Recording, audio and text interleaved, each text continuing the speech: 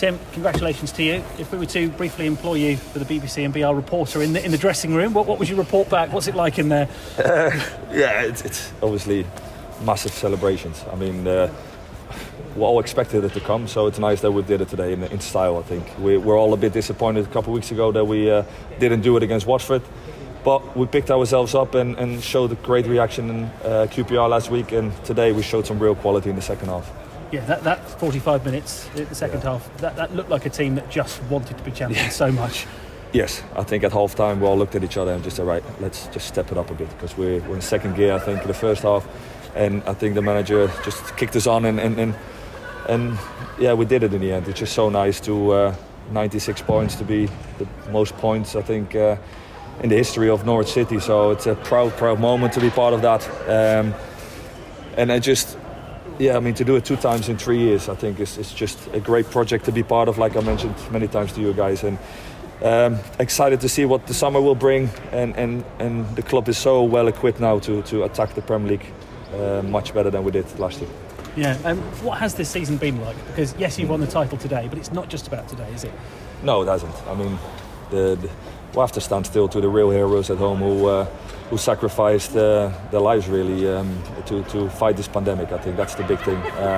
We can only do our job and I'm pleased we gave some joy to those fans at home and gave some enjoyment in this difficult time, because we know how electric this stadium would have been if they were all in today. But it's just exciting to know that by August, I think this place will be absolutely bouncing, and I think we'll all just can't wait for that moment to happen. People always look at it and say, oh, well, they've dropped out of the Premier League and they've come straight back. But it's not that simple, is it? It's not easy to recover from what was quite a bruising relegation in the end and to come back like this. How has that happened? Just the hunger. We managed to just, Stuart Webber and the manager just said to us, go away and come back, and we will make sure you guys have a squad there who will compete to get straight back up, and they managed to do that, and everybody who was here believed in that project, and we showed that on the pitch, the commitment to this club and the badge, and I think it's extra rewarding now to next week then to lift the trophy. And how well has Daniel Farke done? Because, my goodness, there was relegation, there was speculation about who was going, all sorts of players who we didn't know whether they were going to stay. To pull all that together and win the league, that's some achievement, isn't it? It is.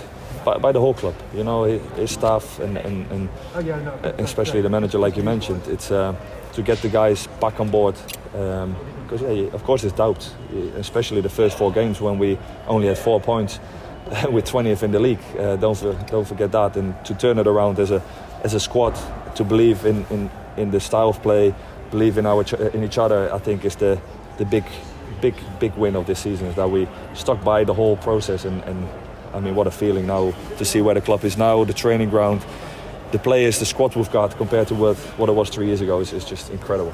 And in the 5th game of the season, you were 1-0 down at Rotherham, and then you saved a penalty. Otherwise, you'd have been 2-0 down in the 5th game. I mean, across the season, there's all sorts of little moments like that where big players, yourself and others, have stepped up. Yeah, I'm pleased you remember that. That was the biggest moment of the season. I didn't want to say it, mate. Thank you for. No, it's I mean, I'm buzzing to be part of this again, and to have another medal of such an amazing achievement. Like you say, to be big part of that. I'm just excited, and just so many exciting months to look forward to. And I think that everybody just keep looking at that and stay positive through the next couple of months, and we're nearly there. And what are those moments like where you get all the staff, all the squad, all on the pitch at the end of the season when you've won the league? Yeah, I mean, when you're in a bubble, you don't really think about too much things outside of football, you know, and it's just, you kind of go from game to game, because it's obviously 46 games in a crazy period, really. So yeah, I think it's nice to give the appreciation to every member of staff, because there's a big staff behind the players, and nice to see Delia and Michael there as well, and I think that just shows you what kind of club this is, and everybody's in it. And players will leave, they always do, every club in the summer, so that'll be strange, won't it? Some of the players who are here today, they won't play at Carrow Road again. I know, and it's a shame, because like they deserve I think some of them deserve a big send-off, and hopefully they'll be here next season. Nobody knows. Everybody will go on holiday and come back and see what next season will bring again. And we'll have lots of fans listening to us. What do you want to say to the fans? That we know that they were behind us, because we all read the social medias, and we know they're ready to to make it extra loud and extra big party next season. And I think, like I said, I can't wait for the flags and the atmosphere to have that 1 second before kickoff. I mean, I just, like I said, I can't wait for that moment. Well done, Tim. It's been a special season. Thank you so much. Nice touch with the shirt, obviously. It sort of says it all, really. I Yeah, suppose, doesn't it? yeah. I mean, but that's what I mean. As a club, you know, they think about these things and they make sure that those values are printed into the squad. And I think I've been at clubs where that hasn't been the case, you know, and it's truly a team effort. And I think next year we need the whole stadium, the whole club going in one direction. And I think that's the way we will stay up. And I just can't wait because we're so much more experienced and prepared than we were last year. Did you get to go outside? Yes. We weren't allowed at the moment, but we managed to sneak out some side door, and it's just nice to, a bit of feeling what it's like, because some players on this pitch they haven't played in front of a full crowd yet. I mean, Andrew and Bali, and they don't know what's going to hit them by August. So, like I said, we've got some amazing players at this club, and just really excited where we can take it again now. Two quick questions, Yep. Tim. You mentioned that the club's is better equipped for the Premier League. Yes. Is there anything specifically that makes you feel that? Anything you look at? Experience. I think the way we attack this league this year is different than a couple of years ago. Again, we're more streetwise, and that's going to be so important. You know, the side. It's not just playing good football. It's just the side things as well. You know, being experienced in going to Old Trafford, that you don't have to go crazy for 90 minutes and just see it out. Maybe some 1-1 draw or whatever. And just, I felt like last year that we went to Anfield, that first game, and most of the players never even played at the Anfield or Premier League, and they looked around and they see Salah and Mane and Van Dijk, and we're already 1-0 down, really. And, Like tourists. But that's unfortunately, and that's not. It's normal. I was like that when I was 20, 21. So, but that's now done. You know, we're proper. We need to make sure we're a Premier League side now, and like I said, I'm excited for the challenge.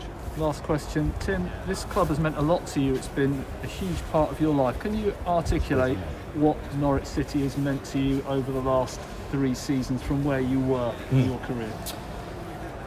Well, I was rock bottom, and that's the truth. I was at Brighton on the bench, not playing, and I knew I was ready to show people that I was still got it, and I needed to take a gamble, and Norwich gave me that amazing opportunity, and it was a gamble for both. And what a relationship! We hit it off straight away from the word go, and I think 3 years on now, where this club is, it's just so exciting. I mean, there was one flag behind my goal in that first game, and now I think by August, I think the whole stadium will be full of flags, and the atmosphere, and the training ground, and the squad. And I mean, you guys seen it longer than me, but again, just excited to have already played here 3 seasons and many more to come. It means a lot to you, though. Yeah, of course, yeah. I mean, if somebody gives you that lease of life and believes in you, I mean, that's for me, that's what I thrive on. You know, every player likes to be loved, and I think this club, again, giving me a new contract in January, both sides, you know, we would believe in this project, so of course. Great stuff. Thank you. I was just going to squeeze in. You said in an interview in Holland recently that there was a little bit of Premier League interest last summer. So how pleased are you that you stuck with it now? Like you say, you signed the contract and second title in 3 years.